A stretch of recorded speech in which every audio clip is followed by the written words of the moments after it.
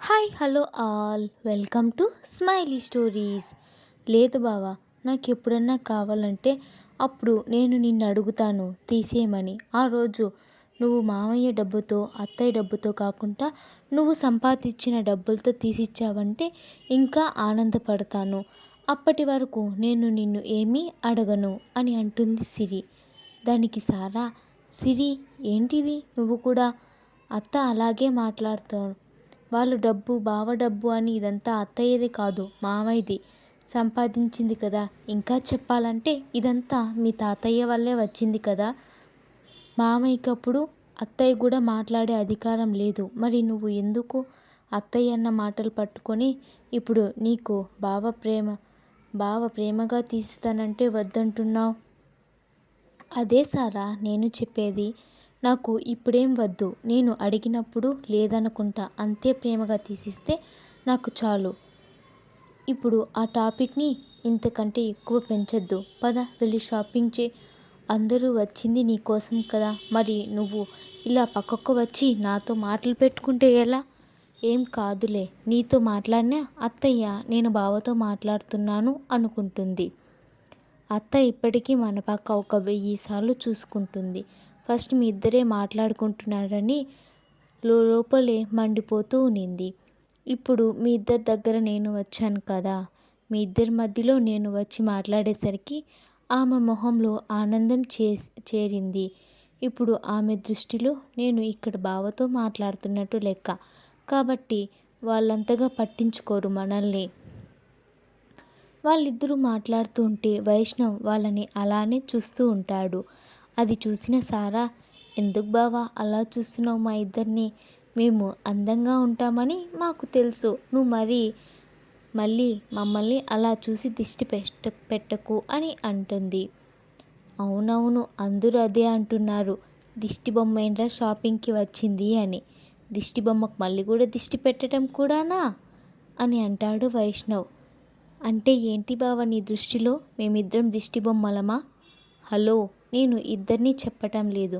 కేవలం నువ్వు మాత్రమే దిష్టి బొమ్మ. సిరి నా బంగారం, అది పుత్తడి బొమ్మలా ఉంటుంది. నీకు దానికి అస్సలు పోలిక లేదు అని చెప్తాడు. దానికి సారా, నువ్వు సిరిని పొగడాలంటే పొగడొచ్చు కదా, మధ్యలో నన్నెందుకు లాగుతావు అని అంటుంది. అలా వాళ్ళిద్దరూ కొట్టుకుంటూ ఉంటే సిరి ముఖంలో అప్పటిదాకా ఉన్న డల్నెస్ కొంచెం తగ్గి నవ్వు వస్తుంది. అది చూసి ఇద్దరు రిలీఫ్గా ఫీల్ అవుతారు. తర్వాత అందరూ కలిసి షాపింగ్ చేసి లేట్ అవ్వటంతో బయటే రెస్టారెంట్లో డిన్నర్ చేసి ఇంటికి బయలుదేరుతారు. ఇంటికి వెళ్ళగానే అప్పటికి బాగా లేట్ అవ్వటంతో ఎవరి రూమ్లోకి వాళ్ళు వెళ్ళిపోతారు. సిరి రూమ్లోకి వెళ్ళి ఫ్రెష్ అయి పడుకుందామని పడుకుంటే కూడా తనకు నిద్ర పట్టదు. తనని కమల అన్న మాటలు గుర్తొస్తూ ఉంటాయి. ఆ మాటలు గుర్తొచ్చిన ప్రతిసారి తన కళ్ళల్లో నీళ్లు తిరుగుతూ ఉంటాయి. అలా తను ఎంతసేపు బాధపడిందో తనకే తెలియదు. అలా ఏడుస్తూ ఏడుస్తూ ఎప్పుడో మధ్యరాత్రిలో నిద్రపోతుంది. ఇక్కడ వైష్ణవ్ కూడా సిరి గురించి ఆలోచిస్తూ ఉంటాడు. సిరి షాపింగ్ మాల్లో తనతో అలా మాట్లాడడం, తనకి ఆ ఇంట్లో హక్కు లేదు అని చెప్పటం అన్నీ గుర్తొస్తాయి. అలా ఆలోచిస్తున్నప్పుడు సిరిని అన్ని మాటలన్నా వాళ్ళమ్మ మీద అతనికి చాలా కోపం వస్తుంది. వాళ్ళమ్మకి తను ఏ విధంగా చెప్తే అర్థమవుతుందా అని ఆలోచిస్తూ ఉంటాడు. ఉదయం సిరి నిద్ర లేచి తన పనులన్నీ చేసుకొని కాలేజీకి టైం అవ్వటంతో రెడీ అయి బయటికి వస్తుంది. తను అలా బయట రాగానే వైష్ణవ్ కూడా అప్పుడే తన రూమ్ నుంచి వస్తాడు. తర్వాత అందరూ కూర్చొని టిఫిన్ చేస్తున్నప్పుడు సిరి మహేంద్రతో ఇలా అంటుంది. మామయ్య, మిమ్మల్ని ఒకటి అడగాలి. ఏంట్రా అడుగు? అది మామయ్య, నాది కొంచెం నోట్స్ ప్రిపేర్ చేసుకునేది ఉంది. అందువల్ల ఈవినింగ్ నేను మా ఫ్రెండ్తో హాస్టల్లో ఉండి తనతో కలిసి నోట్స్ ప్రిపేర్ చేసుకుందాం అనుకుంటున్నాను. మీరు ఓకే అంటే నేను ఈవినింగ్ కాలేజ్ అయిపోయాక అలానే హాస్టల్కి వెళ్ళి అక్కడే ఉండి మార్నింగ్ వచ్చేస్తాను అని చెప్తుంది. సిరి అలా చెప్పగానే వైష్ణవ్ తింటున్న వాడలా తల పైకెత్తి సిరిని కోపంగా చూస్తాడు. నువ్వెందుకు సిరి హాస్టల్కి వెళ్ళటం? అదేదో మీ ఫ్రెండ్ని మన ఇంటికి రమ్మను, ఇద్దరు కలిసి ఇక్కడే మీకు కావాల్సిన నోట్స్ ప్రిపేర్ చేసుకోండి.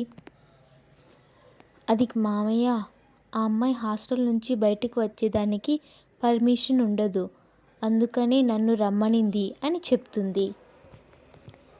అలా అయితే మీ సార్తో కావాలంటే నేను మాట్లాడతాను, పర్మిషన్ ఇవ్వమని అడుగుతాను అని చెప్తాడు మహేంద్ర.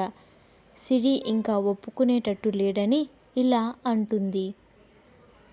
వద్దులే మామయ్య, నేనే తన నోట్స్ తెచ్చి ఇంట్లో ప్రిపేర్ చేసుకుంటాను అని చెప్తుంది. తర్వాత ఎవరి పాటికి వాళ్ళు టిఫిన్ చేస్తూ ఉంటారు. అది అంతా వింటున్న కమల మాత్రం మనసులో ఇలా అనుకుంటుంది. నిన్న దీనికి ఇచ్చిన డోస్ బాగానే పనిచేస్తుంది. ఇలానే ఒక 2-3 సార్లు తన ముందు తన అమ్మా నాన్నని తిడుతూ ఉంటే ఇదే ఇల్లు వదిలిపెట్టి వెళ్ళిపోతుంది. అప్పుడు నాకు సగం దరిద్రం వదిలిపోతుంది అని అనుకుంటూ ఉంటుంది. ఇక్కడ వైష్ణవ్ మాత్రం మనసులో దీనికి నిన్న అంతగా చెప్పినా మళ్ళీ హాస్టల్కి వెళ్తానని చెప్తుంది. సిరి అమ్మ మాటలకి చాలా బాధపడినట్టుంది. తనతో మాట్లాడి ఎలాగైనా నచ్చచెప్పాలి అని అనుకుంటాడు.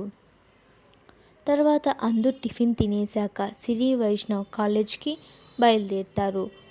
బైక్ పైన బయలుదేరగానే కొంచెం దూరం వెళ్ళాక వైష్ణవ్ సిరితో ఇలా అంటాడు. అదేంట్రా, నేను నీకు నిన్ననే చెప్పాను కదా హాస్టల్ గురించి ఆలోచించొద్దని, మళ్ళీ ఈరోజు నాన్నతో హాస్టల్కి వెళ్తానని మాట్లాడావు. దానికి సిరి, నేనేమి అక్కడికే వెళ్తానని చెప్పలేదు బావా, ఈ ఒక్కరోజు వెళ్ళి వచ్చేస్తాను అని చెప్పాను. నాకు తెలుసు సిరి, అమ్మ మాటలకి నువ్వు చాలా బాధపడ్డావని, కానీ ఆ బాధలో ఇలాంటి పిచ్చి నిర్ణయాలు తీసుకోకు. మనం కోపంలోనో ఆవేశంలోనో తీసుకునే నిర్ణయాలు మనకు ఎప్పుడు చెడు మార్గాన్ని చూపిస్తాయి. ఆలోచించి తీసుకునే నిర్ణయాలు మంచి మార్గాన్ని చూపిస్తుంది. కాబట్టి నువ్వు కొంచెం ఓపికగా ఉంటే నేను ఎలాగైనా అమ్మని మంచిగా మారుస్తాను. అలాగని అమ్మ నిన్ను మాటలు అంటున్నప్పుడు నువ్వు సైలెంట్గా ఉండకు, తిరిగి నువ్వు కూడా సమాధానం చెప్పు. నేను నీకు ఖచ్చితంగా సపోర్ట్ చేస్తాను. అంతేకాని నీలో నువ్వే నలిగిపోతూ ఉండకు. నేను నిన్ను ఇలా అస్సలు చూడలేను.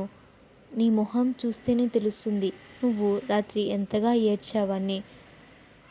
కనీసం నువ్వు ఇంత బాధపడుతున్నా ఏమీ చేయలేని నా నిస్సహాయతకు నా మీద నాకే కోపంగా ఉంది.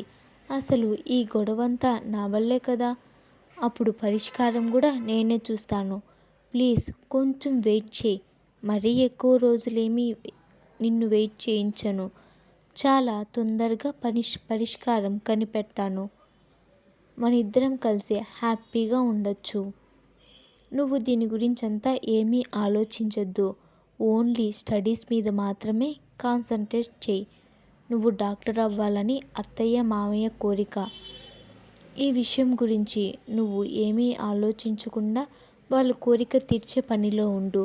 వాళ్ళకి నిన్ను వదిలి ఉండటం ఇష్టం లేకపోయినా ఇంక నువ్వు ఇష్టంగా చదవాలి అన్నావు కాబట్టి నిన్ను ఇంత దూరం పంపించారు. నేను కూడా నీకు ప్రామిస్ చేస్తున్నాను, ఇక నుంచి నిన్ను అమ్మ బాధ పెట్టకుండా చూసుకుంటాను అని చెప్తాడు వైష్ణవ్. సిరి అవన్నీ వింటున్న సైలెంట్గా ఉంటుంది. తర్వాత ఇద్దరు కాలేజ్కి వెళ్ళిపోతారు. మీకు స్టోరీ ఎలా అనిపించిందో కామెంట్ చేయండి. అలానే లైక్ చేయండి, షేర్ చేయండి, సబ్స్క్రైబ్ చేయడం అస్సలు మర్చిపోకండి. Thank you for watching.